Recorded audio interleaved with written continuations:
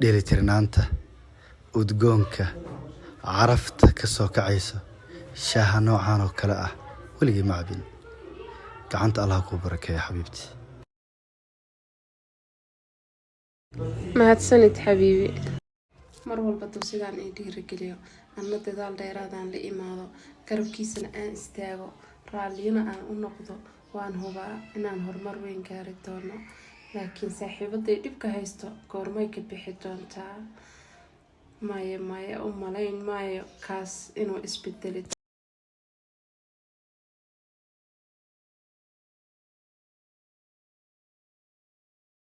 حبيب معان ما أنت محج حشة كوك كريا بريسبريان ما كوك كريا بس ليلى بس أنا تورو حاجة عشاء معنا بريسبريان يا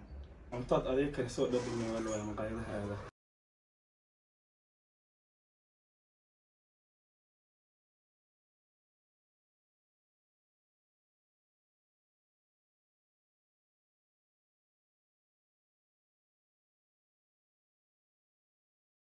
حبيبي هي حبيبتي sheekan ku haya xabiibi waxa jirta gabar saaxiibaday ah waan gartay dhaqanka ayada ninkeeda ula dhaqmaayo iyo kan aad adiga ila dhaqmayso haddaan fiiriyo wax isku dhow ma ahan صح adiga aad baad ii wanaajinaysaa waadna ku mahadsan tahay dhiirigelintaada dhiirigelinayso ما شاء الله حبيبي soo dhawow run ahaantii hadalka haddaad ka dhawaajisay ama fikirka ama aad ii muujisay waa mid dhalinyarta dhan ay ka sameeyeen 90% laakiin runtii adiga waxaa tahay qof aan jeclahay oo marwalba galbkay taagan dhiirigeliso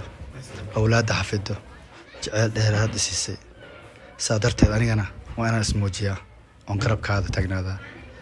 oo madaxaada aan hoos aadinin waayo waxaan u shaqeynayo oo u daalaa dhacayo oo horumar inaan u gaarsiin rabo waa adiga madaxaada waxaa tahay qof aad u qaalisan waxaan soo xasuustay mar walba aan soo xasuustaa geeraarkii aan inaan ku qaadi jiray ahaa runtii waxaa tahay naftii aan caashaqay nuxur ahaan mid dumarka u wacneed nuurkii indhahayga naxariista laabtayda nafta adiga mooye naag kala dooni mayso nalkii noloshayda niyad iyo lahow aad baan kuu jeclaa runtii waxaa tahay qof igu qaali ah weligeyna kuma iloobi doono raalliyo fiican noqo anigana xaaji fiican ku noqonaa insha Allah ii qosale indaas qoban xabiibti waan ku jeclaa runtii indaas qabo ama soo qoban waan ku jeclaa